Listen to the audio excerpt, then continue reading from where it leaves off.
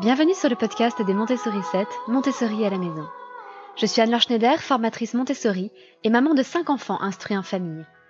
Ma mission, c'est d'aider les parents, les assistantes maternelles, bref, tous ceux que dans notre communauté nous appelons des souricettes, à mettre en pratique la philosophie Montessori chez eux, avec leurs enfants ou les enfants qu'ils gardent. Dans ce podcast, nous parlerons donc de pédagogie Montessori, mais aussi de discipline positive, d'instruction en famille, ce que l'on appelle aussi l'école à la maison, de co-schooling et de bien d'autres choses encore.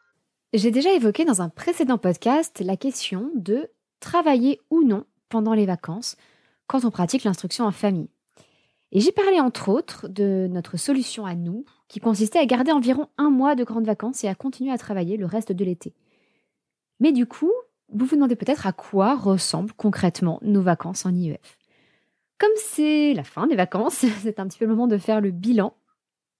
J'ai décidé de vous partager notre fonctionnement pendant ces 2 derniers mois d'été, entre de l'IEF, qu'on a continué, des temps de repos, des visites avec des apprentissages informels et de la détente. La première chose dont il faut savoir qu'on a besoin en vacances, et la raison pour laquelle on a tous besoin de vacances, c'est qu'on a besoin de changer de rythme. Parce qu'on peut très bien se dire qu'après tout, en instruction en famille, on a une routine, on a un rythme qui n'est pas lourd pour les enfants. Ils travaillent de façon formelle uniquement le matin, sauf pour notre collégien qui travaille aussi l'après-midi. Donc on ne peut pas vraiment dire que ce soit épuisant. Les après-midi, ils ont du temps pour faire des activités qu'ils aiment, pour jouer, pour voir des amis, etc. Donc on pourrait très bien envisager de poursuivre tout simplement pendant les 2 mois d'été. Mais il se trouve que notre cerveau a besoin de changer de rythme de temps en temps. En particulier, il y a 2 modes dans le cerveau. Il y a un mode contrôlé qui utilise à peu près 25% de l'énergie du corps uniquement pour le cerveau. C'est pour dire à quel point le cerveau consomme de l'énergie dans notre corps. Ce mode contrôlé, il est activé lorsqu'on se concentre sur quelque chose. Ça peut être le cas quand on lit un livre, ça peut être le cas quand on suit une recette de cuisine, ça peut être quand on travaille, ça peut être toutes sortes de choses tant que notre attention est fixée sur quelque chose de particulier. Mais il existe un autre mode dans le cerveau qui s'appelle le mode par défaut. Alors ce mode par défaut, c'est un mode qu'on pourrait dire de détente, c'est-à-dire que le cerveau exerce seulement une surveillance diffuse.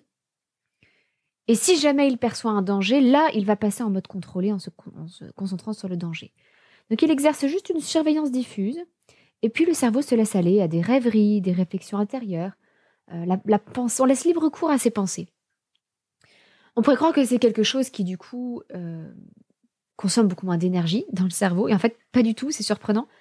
Là où le mode contrôlé consomme 25% des ressources énergétiques du corps, le mode par défaut en utilise encore 20%, ce qui est énorme. Donc même lorsque vous rêvassez, 1/5 de votre énergie passe dans votre cerveau. C'est fou.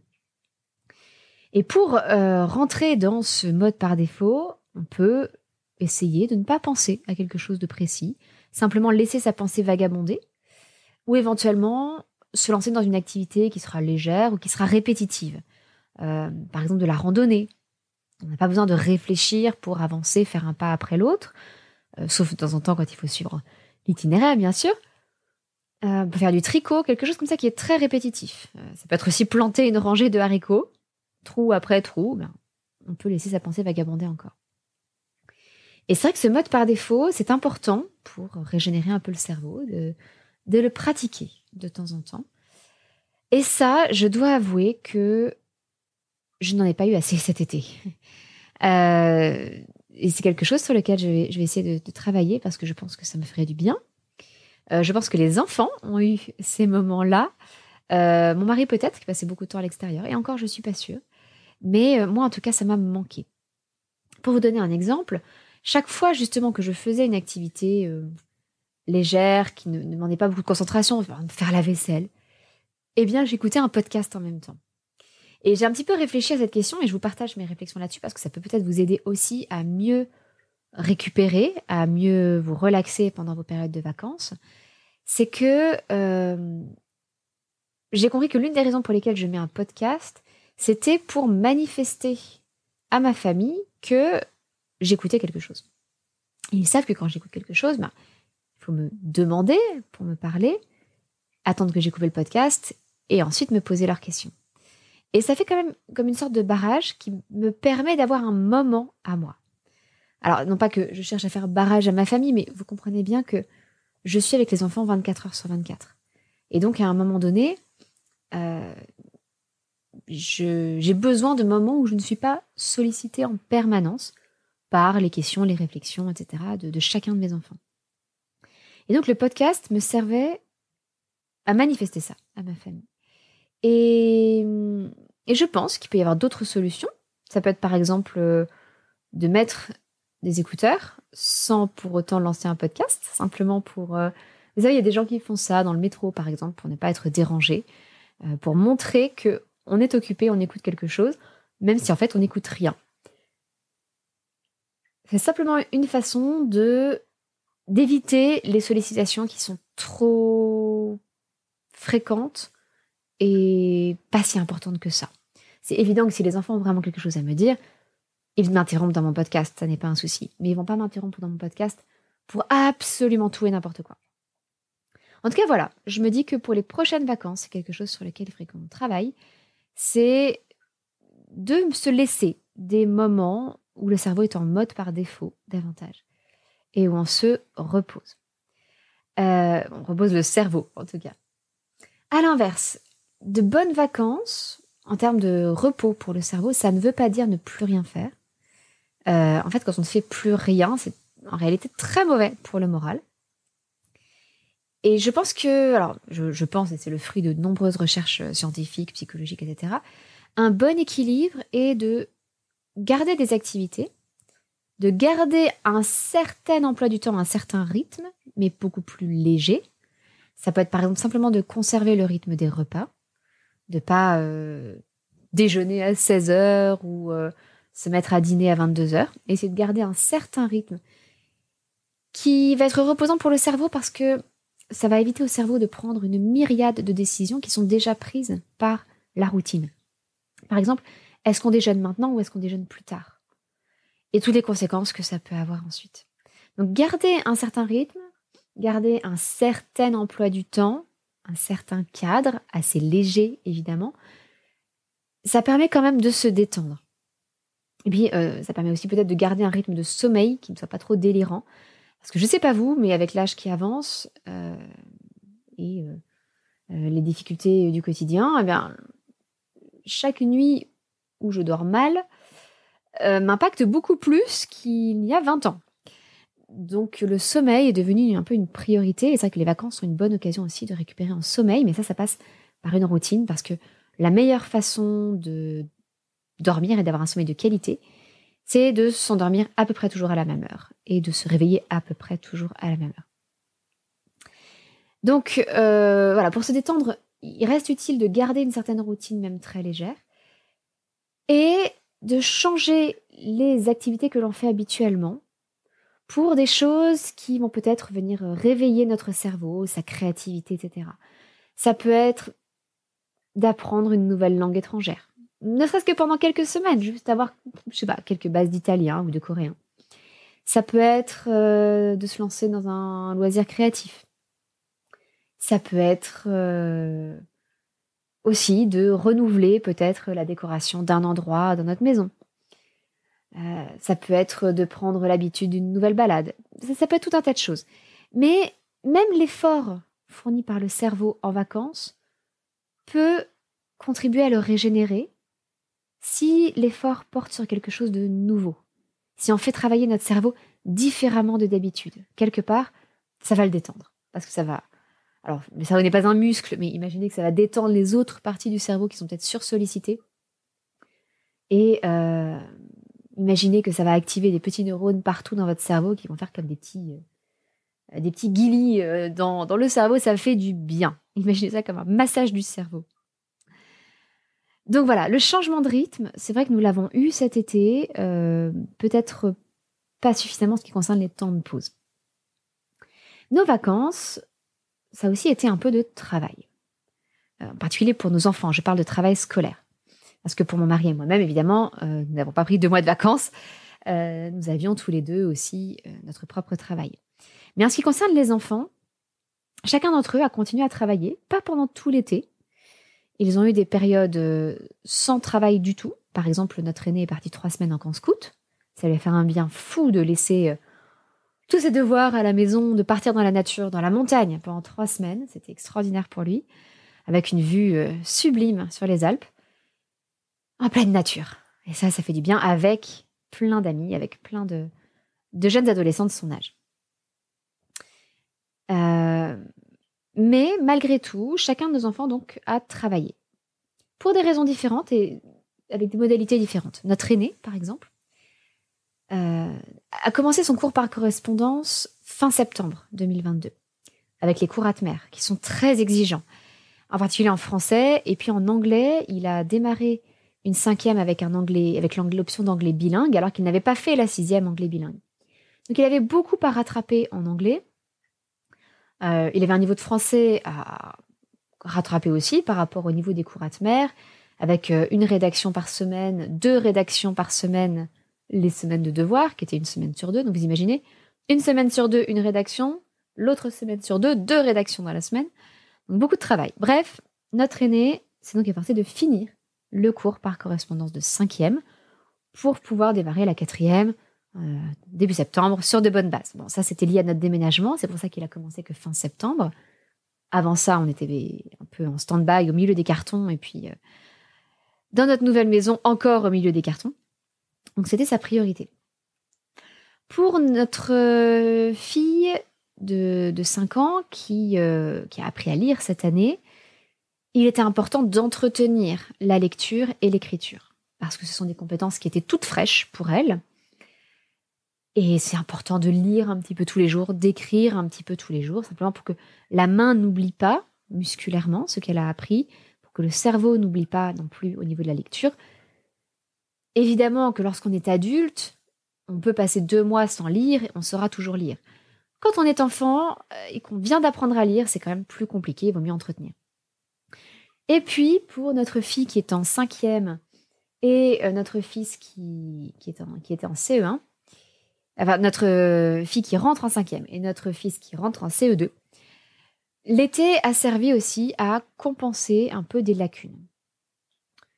Pour notre collégienne, qui était donc en 6e cette année, c'était l'anglais. Parce que malheureusement, elle n'a pas appris grand-chose en anglais. Je n'approuve pas du tout la méthode utilisée par son professeur, qui consiste à apprendre des phrases par cœur, sans vraiment savoir dans la phrase quel mot veut dire quoi. Ce qui fait qu'elle retient les phrases absolument par cœur, mais elle n'est pas capable de réemployer des structures similaires dans d'autres phrases. Donc, on a beaucoup travaillé la grammaire anglaise avec des exercices de traduction, avec un ouvrage que j'aime beaucoup qui s'appelle La grammaire anglaise au collège. J'avais beaucoup utilisé la version de la grammaire anglaise au lycée, lorsque j'étais moi-même en lycée, et ça m'avait fait faire d'énormes progrès. Donc, j'ai repris ça avec notre fille en version collège pour travailler l'anglais pendant les vacances. Et pour notre fils qui était en CE1 cette année, nous avons travaillé l'orthographe. Parce que c'est sa bête noire. Il a des difficultés en orthographe. L'année dernière, lorsqu'il était scolarisé, malheureusement, on ne peut pas dire qu'il a appris grand-chose en orthographe. Donc, on a repris cette année, alors qu'il était Non, qu'est-ce que je dis ? Il était en CE2, pardon, cette année. Mais justement, même s'il était en CE2, nous utilisions un manuel de dictée de CE1 de la librairie des écoles, alors qu'il est d'un bon niveau par rapport à un CE1 classique. Un petit peu comme les cours Atmer sont de très bon niveau par rapport à un collège classique. Donc ce sont des dictées de CE1 assez exigeantes, mais on a repris le niveau CE1 alors qu'il était en CE2. Et nous n'avions pas totalement fini les dictées de CE1, donc nous avons poursuivi les dictées de CE1 pendant l'été. Là aussi, pour qu'il puisse démarrer sur de bonnes bases avec un nouveau cahier de dictée. Vous imaginez pas comme il est enthousiaste. Et donc un cahier de CE2 alors qu'il sera en CM1 au niveau des dictées préparées. D'ailleurs, je vous le recommande chaleureusement aussi. Il s'agit des livres de dictées préparées dans la collection Les Petits Devoirs de la librairie des écoles. Je trouve que les dictées sont bien faites, elles sont progressives. Et il y a la préparation qui aide les enfants à comprendre les difficultés de la dictée. Le but est d'apprendre C'est pas d'évaluer les enfants en orthographe. Donc, vous voyez que chacun de nos enfants a travaillé pour des raisons différentes, à chaque fois de façon adaptée à leurs besoins spécifiques, individuels. Et ça, je pense que c'est vraiment une des richesses de l'IEF, que de pouvoir justement prendre chaque enfant tel qu'il est et réfléchir à ce dont il a besoin individuellement. Mais, je vous le disais il y a un épisode il y a quelques semaines, le travail, ça peut aussi être des activités informelles. Et en particulier en vacances, quand on va visiter des endroits, des lieux culturels où il y a des choses à apprendre et à découvrir. Et donc l'été, évidemment, ça a été une saison un peu privilégiée pour ça, avec plus d'opportunités de se déplacer, de voyager un petit peu, même si on est très peu partis cette année. Et donc, nous avons visité tout un tas d'endroits. Nous sommes dans une nouvelle région depuis un peu moins d'1 an. Et donc, nous avons exploré les musées de la région. En début d'année, nous avons pris un abonnement à un pass de musée qui comprend 365 musées. Donc, il y avait de quoi faire dans la région, dans le Grand Est et même en Suisse, en Allemagne, etc. Et donc, nous avons simplement pris la carte avec tous les endroits... Alors, pris la carte au sens du plan, où étaient indiqués tous les endroits auxquels ce pass nous donnait accès. Et puis, nous en avons choisi plusieurs pendant l'été. Nous avons visité d'autres choses aussi, suivant nos pérégrinations. Nous sommes allés au ravissant village de Liverdun, avec ses fameuses madeleines. Nous avons aussi visité une exposition de céramique, là-bas, totalement par hasard. Nous avons visité la citadelle de Belfort, le château de Lunéville. Nous avons écouté un petit concert rétro en amoureux à Épinal. Nous avons visité en famille l'écomusée textile du parc de Vesserling, ou Vesserlin, j'ai jamais trop su, je crois que c'est Vesserlin. Nous sommes passés par Langres, Sainte-Suzanne. À chaque fois, nous avons visité un petit peu, nous nous sommes promenés dans les rues en regardant les panneaux. Nous sommes allés sur les plages de Cancale, bref, nous avons exploré, découvert de nouvelles choses et appris de nouvelles choses. Et pour nous, c'est très important de montrer à nos enfants qu'on apprend tout au long de sa vie, que mon mari et moi-même avons encore beaucoup, beaucoup à apprendre, et qu'on peut apprendre en toutes circonstances, y compris lorsqu'on est en vacances, y compris quand on se promène, et qu'on peut s'intéresser à ce qui nous attire naturellement, à nos centres d'intérêt, mais qu'il est intéressant, qu'il est intelligent, disons, de s'intéresser aussi à ce qui ne nous attire pas au premier abord, et de faire l'effort de nous intéresser pour découvrir de nouvelles choses. Parfois, on se découvre de nouvelles passions, parfois pas du tout. Parfois, ça nous donne la capacité à parler de tout avec n'importe qui. Parce que on a des bases dans tout un tas de domaines, on a des connaissances sur tout un tas de domaines, ce qui peut donner lieu à une conversation plus intéressante, quelle que soit la personne en face. Donc les visites culturelles, évidemment, ont joué un rôle majeur dans nos vacances, mais un autre aspect fondamental pour nous qui sommes passionnés de jeux de société, c'était les jeux en famille. Nous avons fait aussi des jeux de société, nous en avons profité pour faire parfois des jeux de société un peu plus longs, qui s'étalent sur plusieurs soirées ou plusieurs après-midi, des jeux qui durent 3-4 heures. Et c'est vrai que nous sommes d'une famille de joueurs, nous élevons nos enfants dans la passion du jeu de société, ce qui fait que très tôt, ils jouent avec nous. Alors, pour notre fille qui a 5 ans, qui vient d'avoir 6 ans, évidemment, souvent, elle est capable de jouer sans pour autant être capable de faire une stratégie intéressante et sans vraiment avoir la capacité de gagner. Mais elle peut jouer avec nous. Et c'est ça qui est important pour nous, c'est de partager ces moments en famille tous ensemble et partager notre plaisir de jouer tous ensemble. Nous avons aussi passé beaucoup de temps dans la nature. Nous avons énormément d'animaux maintenant. Et donc, il a fallu s'occuper des lapins, des lapreaux qui sont nés, qui étaient tellement mignons. Des poules et des poussins, les poussins aussi, qui étaient tellement mignons. Les petits animaux sont toujours tellement choux. Donc tout ça, c'était de beaux moments passés dans la nature. Nous avons fait des randonnées, des grandes balades, parfois des balades à la journée avec un pique-nique. C'est vrai qu'on le fait beaucoup moins souvent pendant l'année parce que consacrer une journée entière du week-end à une balade, C'est parfois un peu beaucoup parce qu'on a d'autres choses à faire. On a parfois des conduites, on a des courses, on a des activités, des rendez-vous, des choses à faire dans la maison. Bref, toutes sortes de choses qui nous empêchent souvent de partir à la journée. Donc là, nous l'avons fait. Et enfin, et peut-être plus important de tous ces éléments, nos vacances ont été l'occasion de retrouver la famille et beaucoup d'amis que nous avons pu accueillir à la maison. Et c'est vrai que pour nous, c'est le rêve, parce que maintenant, nous sommes dans une grande maison, donc nous avons la place d'accueillir. La place d'accueillir des membres de la famille qui vivent loin ou moins loin. La place d'accueillir des amis qui peuvent venir nous voir et rester une semaine avec nous sans que ce soit pesant. Parce que ça a commencé quand on se marche un peu dessus, qu'on est serré, qu'il y a beaucoup d'enfants dans chaque chambre, c'est vite compliqué. Donc là, nous avions la place d'accueillir même des familles nombreuses de nos amis. Et c'était un pur bonheur. Donc nous avons pu passer du temps avec la famille proche, moins proche. Nous avons pu passer du temps en couple aussi. Ça, c'est très important pour nous. Nous avons pu inviter des amis des enfants, parfois juste pour une après-midi, parfois pour une semaine entière. Nous avons pu inviter des amis de notre couple ou des amis en famille, c'est-à-dire que le couple est un ami de notre couple et les enfants sont des amis des enfants. Bref, ça a été un formidable moment de reconnexion cet été. Et ça aussi, ça détend, ce sont des vacances, que de passer du temps avec les amis, hors du rythme parfois harassant du quotidien. Donc voilà un petit peu notre cocktail magique pendant les vacances en IEF. Je dis que ce sont des vacances en IEF parce que vous voyez que l'instruction en famille influence beaucoup la façon dont nous prenons nos vacances.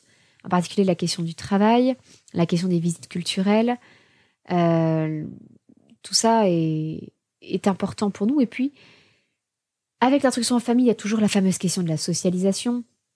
Et donc, il est important, alors sachant que beaucoup d'enfants sont scolarisés, c'est vrai que les vacances sont pour nous un moment privilégié pour que nos enfants voient leurs amis pour de courtes périodes ou pour de plus longues périodes.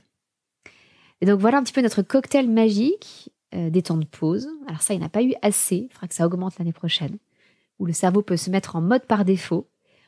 Un peu de travail pour chacun des enfants, mais vraiment en mode allégé. Peut-être, une demi-heure, 3/4 d'heure le matin. C'est tout. Beaucoup de visites culturelles, beaucoup de jeux en famille, beaucoup de temps passé dans la nature et surtout, beaucoup de connexion et de temps passé avec notre famille et nos amis.